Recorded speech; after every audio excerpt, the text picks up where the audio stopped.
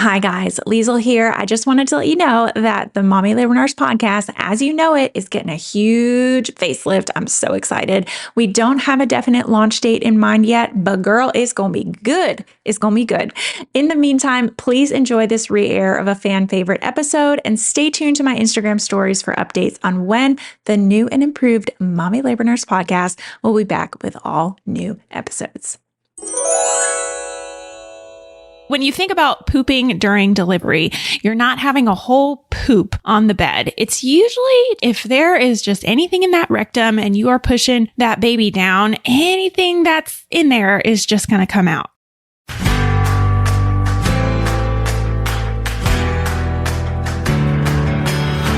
You're listening to the Mommy Labor Nurse podcast, where you'll gain the tools, knowledge, and confidence you need to erase the unknowns, feel in control, and have an even better birth no matter how you deliver. My name is Liesel Teen, mom of two, practicing labor and delivery nurse, and your host. From over 8 years and counting of working at the bedside, I know that knowledge is the key to an even better birth. So tune in each week to learn about all things pregnancy, birth, and postpartum from me, a labor and delivery nurse that's seen it all. And now let's get into this week's episode. This week, I am back for embarrassing questions about labor and delivery, part 2.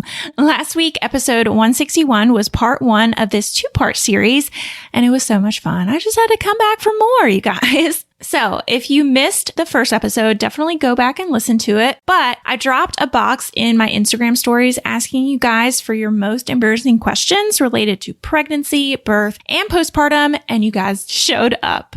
Not only is this fun too, but my hope is that it's really informational and educational for you guys as well. We all have questions that we might, even be a little embarrassed to ask our provider. Even me, definitely get embarrassed asking these sorts of questions to like a doctor. But have no fear. Liesel is here to unpack it all. If you love Ask Me Anything style episodes like this one, be sure also to check out similar MLN podcast episodes we have. 155, 137, and episode 20 are good ones to tune into. So without further ado, let's get right into it.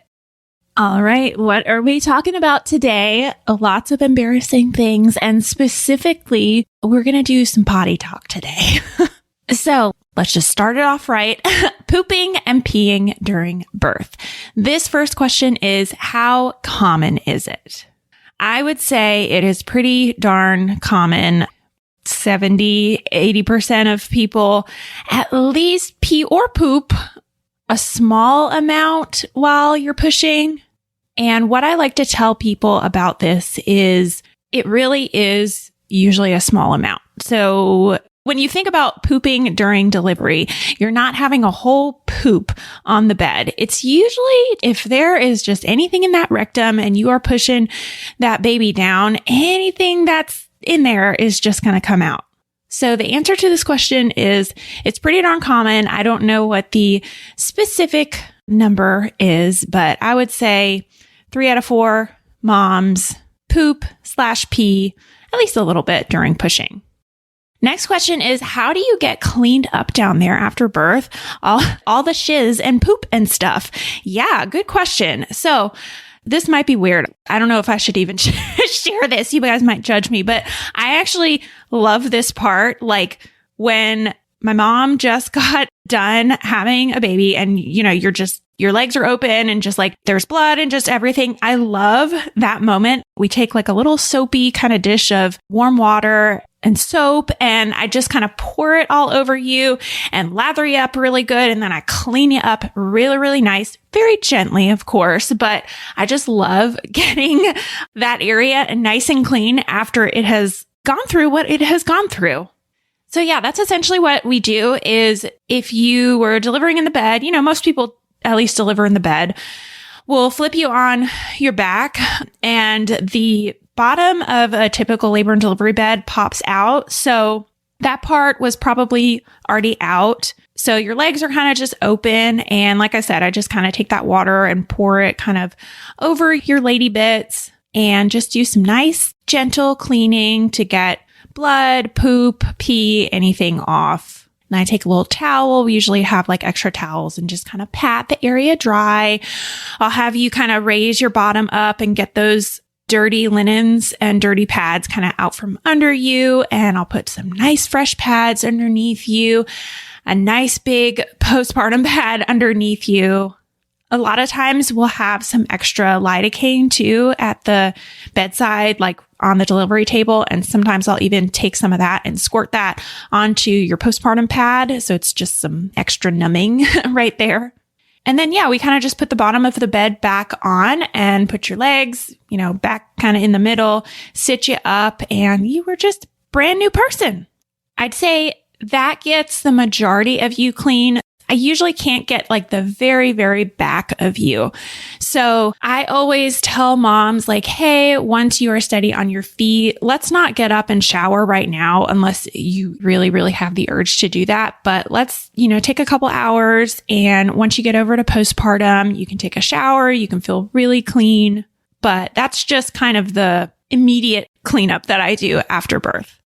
This next question is, what if I get diarrhea in a birth pool? I can't scoop it up. Oh, I hope that would not happen, but I'm sure that might happen sometimes. And I haven't been in that situation, but I can only imagine that you would kind of drain the water and then, fill it back up. Or maybe you are feeling like you have to have diarrhea and you would get out of the pool and go potty and then come back into the pool. But unfortunately, if you have something like that happen in the birth pool, it might be a little bit messy. But honestly, going back to that first question, when a mom is pushing and pooping a little bit, it's usually not a diarrhea consistency. It's usually just like a tiny little bit of poop that comes out. There have definitely been patients that have had much softer diarrhea-like poop, but most of the time it is a solid-esque consistency. So hopefully the little pooper scooper that they use can get whatever's floating around in there out. Want to make sure you've got absolutely everything you need packed in your hospital bag for birth? Of course you do. That's why I put my L&D brain to use and created the ultimate free hospital bag checklist just for you. It's organized for mom, partners, and baby to make sure you have everything you need to be comfortable and prepared without the unnecessary fluff that'll make the hospital staff think that you're moving in. A free hospital bag list created by a veteran mom and practicing L&D nurse. It doesn't get much better than that. Come on, let's be real. Simply head over to mommylabornurse.com/hospital bag right now to grab it today.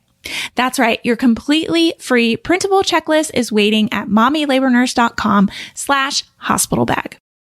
This next question is, how do you pee in a catheter? Does it come out whenever, or do you have to push it out? Ooh, good question. Okay. I wish you guys could see me, but I know you can't. So a catheter is basically like a tube, and they're usually yellow or clear, and it has two ends. One end has little holes on the very end of it. And what we do is we insert that into your urethra, and that end goes up into your bladder. And the holes at the end, that's where your urine kind of comes through and is drained through the tube. There's also another kind of part on the end of that tube that we blow up and put, it's usually saline or water in, and it kind of blows it up. So it makes the end of that tube bigger so it can't come back through your urethra. So essentially when we put a Foley in, it goes in, and then I would hook it up to a little syringe and put that fluid at the end of the bulb. And then it would just sit in your bladder. When it's time to take it out, I would hook the syringe back up, deflate that balloon, take that water out, and then slide it right out. So yeah, all it is just like little holes, at the end of your Foley that any sort of pee that's in your bladder is just draining through those holes. You don't feel the urge to pee or anything. You're not like consciously, saying, I'm going to go pee now. No, it just kind of sits in your bladder and it continuously drains any sort of urine that collects in your bladder. Then when we take it out, I've already kind of explained how it comes out, but a lot of moms wonder, if I get one during labor, when does it come out? Does it just come out when I start pushing? So usually what we do is we deflate it right before moms start pushing. because it can definitely impede progress and we want to have as much space in there as possible. So usually, what I would do is I would just deflate it, take it out right before you start pushing. For some reason, if you are pushing for a really long time and your bladder is starting to get full, I might want to put a little, they're called in and out catheters in to drain your bladder. But usually, most of the time, we don't have to do that. And I just take it out right before you start pushing, and then it doesn't go back in, and you just pee on your own once your baby's born. Next question is, how often do mamas go into urinary retention after getting an epidural? I did look up one study, and it wasn't a huge study, but this says approximately 9%. So that's part of the reason we put a urinary catheter in after you get an epidural, because it is a little bit harder to feel the urge to pee, and we want to kind of keep that bladder as empty as possible. And typically with epidurals, you can't get out of the bed and walk to the bathroom. I've definitely had moms that would prefer to try and, intermittently go on a bedpan, and that's perfectly fine as well. It's usually just for ease of the patient that we put a catheter in, and it's not painful at all, unless your epidural is not working to put that catheter in. But it's pretty low. Next question is it difficult to pee during labor? I would say this is very dependent on the person. Some people are just peeing every 5 minutes, right? You're just like on the toilet, off the toilet, on the toilet, off the toilet. It's not hard at all. It's like you constantly have that urge to pee because you're having contractions. Your baby's nice and low down there. And then other people I definitely have seen where you feel that urge to pee, but nothing's coming out because baby is so low. So it can impede the process a bit. I always encourage moms, to try and just kind of sit there. Sometimes you're kind of swollen down there. Even during labor, more so afterwards, after you deliver, you're kind of swollen, and sometimes that can impede peeing, make it a little bit harder to pee. But sometimes I have seen that too, where you just kind of get a little bit swollen. Baby's just really, really sitting down there and making it a little bit harder for you to go to the bathroom. This next question is, I pooped 3 times. Is that normal? Oh yeah, it's definitely normal to increase the frequency of pooping during labor, before labor. That's something that we see a lot of women report, that their bowels are just naturally emptying themselves before labor starts, in the weeks leading up to labor, or during early labor. So pooping 3, 4, 5 times during this whole process is very normal. All right, the sound of that heartbeat means it's time for this week's segment of Birth It Up Babies. This one says, my husband and I took your natural labor course, and I had a wonderful experience with the birth of our first. The nurses were so impressed with how well I did for being unmedicated, except for 1 dose of IV pain meds, and it being my first baby. They also loved the birth plan from you. We owe it to your course and Instagram page. Thank you. If you want to have an even better birth, just like this mama, head over to mommylabornurse.com/courses to learn more about our 3 online on-demand birth classes. This next question is, first postpartum poop historically hurts worse than birth. Tips. Oh, I have a lot to say about the first postpartum poop. You guys know I'm very passionate about it. So it can definitely be difficult after you have a baby to have that first poop. Constipation is very, very common just from all those circulating hormones and the stress that birth has upon your body. Sometimes, you might be getting opiates during delivery or afterwards. Certain medications can definitely contribute to constipation. There's just like a whole lot of things that can mess with your system and cause constipation. So constipation, that first postpartum poop, is something that you should prepare for. But there are definitely things that you can do to make it a little bit easier. My tried but true method is make sure you are taking those stool softeners from day 1. Do not miss a dose. Even if you're like, I'm good, I don't feel constipated or anything, just take them. It's fine. It's not going to do any harm. Just take some extra Colace, and that's going to help the process. Give yourself enough time to go to the bathroom. That's another big thing that people do, is they're rushing things. Maybe baby's crying, or, for some reason, you're just not giving yourself enough time in the toilet.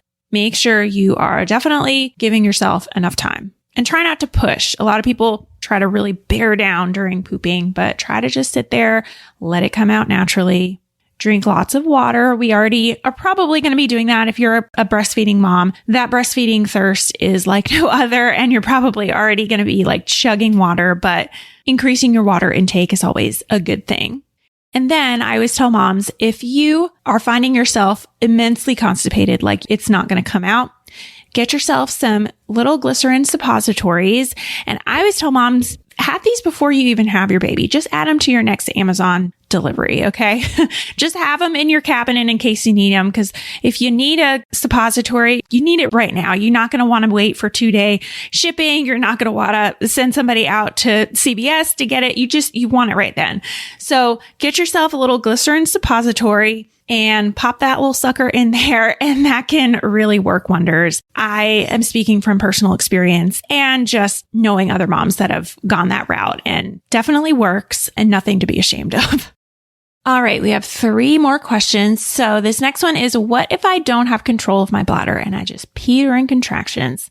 You probably will have, control of your bladder, but there might be a little bit of leakage, and that's okay. And hey, if it happens, it happens. There's plenty of things that we have to clean up any sort of pee accidents that you have. But yeah, if that happens, it happens. This next question is, they had to go into my butt to push baby. I did not realize this was a thing. Is this normal? So what you are talking about is called I think you say Ritkin's maneuver. And it's basically a maneuver that it's pretty old school and not a lot of people do it anymore, but it's thought to help protect the perineum. So basically what the OB or midwife would do is, put 2 fingers inside your anus and kind of push up on baby's chin as the baby is exiting. And that's supposed to help protect the perineum. Now, does it? Studies have shown no, it's not protective against, severe perineal lacerations. And it's also associated with higher postpartum pain, which makes sense. Who wants anybody's fingers up their butt? What works a lot better is just hands on, not hands in, and not fingers in the vagina, but hands on perineal support as the baby is exiting. No fingers inside an anus, no fingers inside a vagina, just kind of controlled pressure against the baby's head and against your perineum to kind of help guide the baby out. And that has been shown to help decrease severe perineal lacerations. So the answer to your question is no, that's not super common, but some OBs, midwives, I'm sure, still do utilize it. But generally, it's an outdated practice. Okay, and the last question is, how common is it to fart during pushing? It's about as common as pooping and peeing and all of the other things. If there's anything inside that rectum, whether it's poop or gas or anything, it's going to come out. And that is a wrap. I think that's a good way to end a podcast episode. Talk about farts, So next week's episode, I am having a guest on. She is an OBGYN, and we're going to talk all about what it's like to be an OBGYN. I'm excited to share her with you guys. She also has a very popular podcast, so she is very well versed in all things birth, pregnancy, and she's just a lovely lady. So we're going to be talking all about what it's like to be an OBGYN with her. We talk about doula care. We talk about midwifery care. It was just a really, really fun episode to record with her, and I'm excited to share it with you guys. So be sure to stay tuned in to next week's episode. Already feeling a little more confident about pregnancy, birth, and newborn life? Don't forget to hit that subscribe button so you can continue to erase the unknowns and never miss an episode. And if you're looking for even more, Instagram is definitely where I hang out the most. Come join our community of more than 500,000 moms for birth education, tips, and solidarity. You can find me at mommy.labornurse. Check out today's show notes and a searchable library of every Mommy Labor Nurse podcast episode at mommylabornurse.com/podcast. And while you're there, be sure to head to the blog to learn about our online birth classes too. See you next week. And remember, you can have an even better birth no matter how you deliver.